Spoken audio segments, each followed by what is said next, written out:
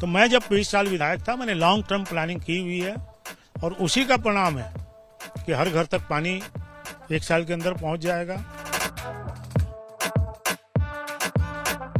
यहाँ के विधायक हैं, उनको यही नहीं मालूम कि विधायक का काम क्या होता है।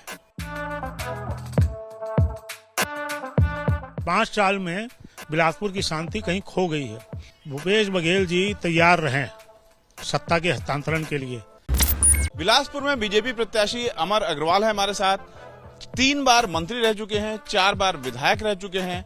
यहाँ पर एक बस्ती में आए हैं जहाँ तमाम महिलाओं से बात कर रहे हैं। कुछ वादे भी किए हैं आपने? नहीं, देखिए, जहां तक सवाल है खासकर गरीबों का, हमारे प्रधानमंत्री जी ने जो एक लक्ष्य रखा था 2022 तक सारे गरीबों को आवास बना के देना। दूसरे राज्यों में अगर देखें तो लगभग अंतिम चरण में आवास का काम चल रहा है। और 2018 तक जब हमारी सरकार थी, हमने भी मोर मकान में जो नमरी जमीन है, पट्टे की जमीन है, उनको मकान बना के दिया। लेकिन जब से ये सरकार आई है, इनने आवास का काम बंद कर दिया और अब आवास का वादा कर रहे हैं। तो प्रधानमंत्री जी ने घोषणा की है छत्तीसगढ़ में आके कि भाजपा की सरकार के बनते सबसे पहला काम अगर छत्तीसगढ़ में होगा तो गरीबों का आवास होगा, जो सबसे बड़ी 16 लाख में कितने बिलासपुर में बन पाएंगे?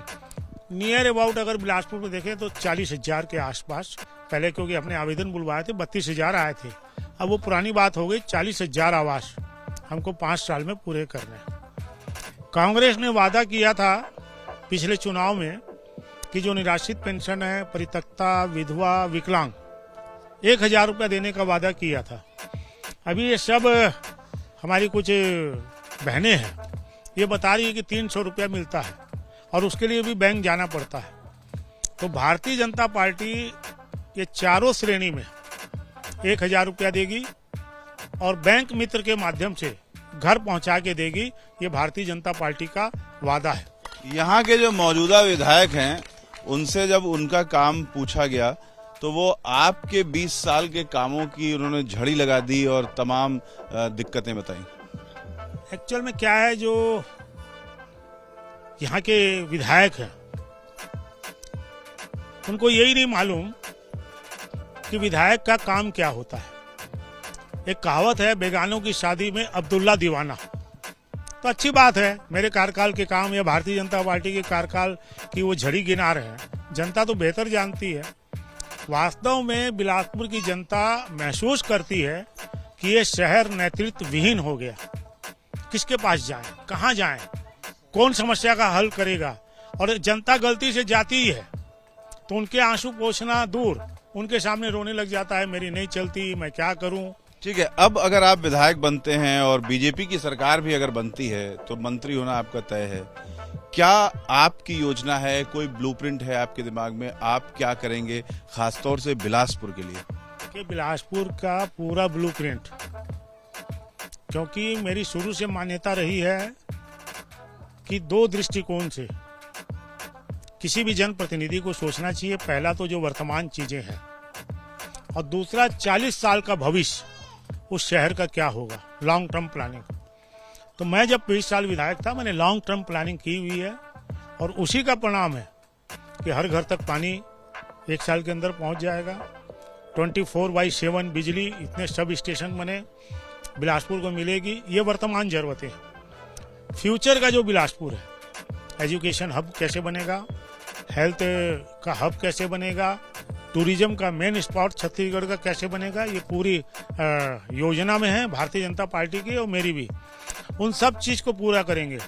बिलासपुर की सबसे महती आज पहली आवश्यकता है कि यहाँ बिलासपुर की कानून व्यवस्था, इस 5 साल में बिलासपुर की शांति कहीं खो गई है। हत्याएं, चोरी, डकैती, जमीन की लूटमारी, रेत माफिया, चाकूबाजी, असामाजिक तत्वों का जमवाड़ा, बिलासपुर की जनता त्रस्त है। और मैंने वादा किया है 3 तारीख को नतीजा आएगा और बिलासपुर की जनता का आशीर्वाद रहा 15 तारीख तक इस शहर को अपराध मुक्त करना। अब अगर छत्तीसगढ़ की बात करें तो 14 की संख्या से 46 पार का जो सफर है वो कितना मुश्किल है या किस तरीके से आप लोगों को लग रहा है कि ये सफल हो पाएगा? पूरे छत्तीसगढ़ की अगर आप जाके इंटरव्यू लेंगे या मिलेंगे, वातावरण बदला हुआ है। छत्तीसगढ़ की जनता कितनी सीटें आप लग रहा है कि आप आएंगी? भारतीय जनता पार्टी बहुमत से सरकार बनाने जा रही है। जो भूपेश बघेल लगातार दावे कर रहे हैं, उन्होंने कर्ज माफी की, तमाम योजनाएं हैं, उसका कितना असर पड़ेगा? भूपेश बघेल जी तैयार रहें सत्ता के हस्तांतरण के लिए। 3 को नतीजे आ जाएंगे, 8 तारीख तक उनको सत्ता का हस्तांतरण करना है, वो उसके लिए तैयार रहें।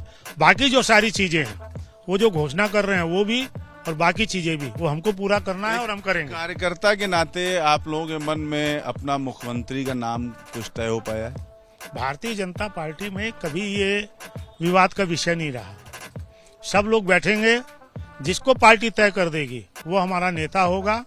और अभी तो सबसे बड़ा दुर्भाग्य है कि मुख्यमंत्री रहते हुए कांग्रेस ये नहीं कह रही है कि भूपेश बघेल फिर से मुख्यमंत्री बनेंगे। कोई एक कारण बता दीजिए जिसकी वजह से बीजेपी जीत रही है, और कोई एक कारण जिसकी वजह से आपको लगता है कि कांग्रेस हार रही है? सबसे बड़ा जो कारण है, विकास काम का ठप होना, कानून व्यवस्था का चौपट होना और छत्तीसगढ़ की प्रसिद्धि भ्रष्टाचारी स्टेट के रूप में देश में स्थापित करना, ये कारण है। कांग्रेस सरकार जाएगी। बीजेपी का आने का सबसे बड़ा कारण 15 साल की सरकार का विकास, जन कल्याण की योजनाएं और मोदी जी का नेतृत्व, डबल इंजन की सरकार, वो कारण से भारतीय जनता पार्टी की सरकार आ रही है।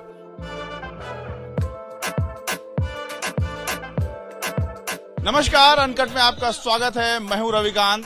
इस समय बीजेपी के कार्यकर्ताओं से हम पूछ रहे हैं कि आप लोग बीजेपी में क्यों हैं।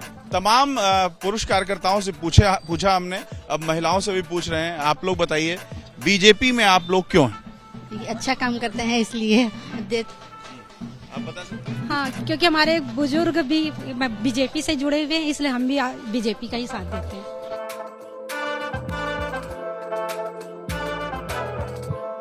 आप लोग बताइए कि आप लोग बीजेपी में क्यों हैं? क्योंकि वर्तमान में जो देश के और प्रदेश के हालात हैं, उसमें आज भारतीय जनता पार्टी एक ऐसी पार्टी है जिसके हाथों में देश और प्रदेश और नगर सुरक्षित है। एकदम व्यक्तिगत रूप से आप बताइए आप लोग कि क्यों बीजेपी में आप लोग? क्योंकि बीजेपी जो पार्टी है, भारतीय जनता पार्टी, हर एक भारतीय की पार्टी है। इसमें हर एक भारतीय को लेकर चला जाता है। नरेंद्र मोदी जी हमारे जो देश का यशस्वी प्रधानमंत्री जी है, बहुत ही शानदार तरीके से अपने देश को चला रहे हैं।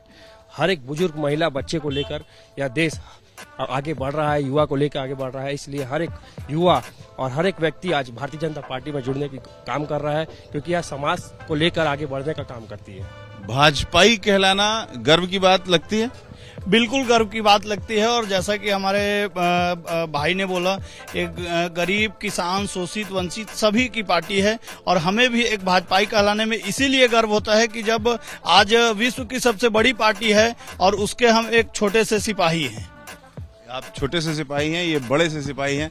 आप बताइए कि आप बीजेपी में क्यों हैं? मैं डॉक्टर दीक्षित हूँ, वित्त विहार कॉलोनी लिंक रोड में रहता हूँ। भारतीय जनता पार्टी इस समय पूरे देश की जो उसका एक धर्म है, सनातन धर्म, हिंदू धर्म है, उसके एक ध्वजारोहण का काम कर रही है। इसलिए लोगों की आस्था उस पार्टी के प्रति है। जो पार्टी, जैसे आपने सवाल पूछा अभी कि अभी आप 14 से 50 कैसे होंगे, अरे ये बीजेपी पार्टी वो है जो 2 सांसद लेके सरकार बनाई। ये संघर्ष तो इनके उस खून में। बताइए आप क्यों हैं बीजेपी में? भारतीय जनता पार्टी का एक ही एजेंडा है, सबका साथ सबका विकास। तो भारतीय जनता पार्टी की कोई भी योजना आती है, उसमें बिना भेदभाव के सबका विकास किया जाता है। किसी जाति का, धर्म का विकास नहीं होता, सबका विकास। सरकार आ रही है? सरकार आ रही है, 100% आ रही है। और भारतीय जनता पार्टी का मुख्यमंत्री 3 दिसंबर को भारतीय जनता पार्टी का मुख्यमंत्री इस प्रदेश में शपथ लेगा। कैमरामैन राजेश कुमार के साथ रविकांत, एबीपी न्यूज, बिलासपुर।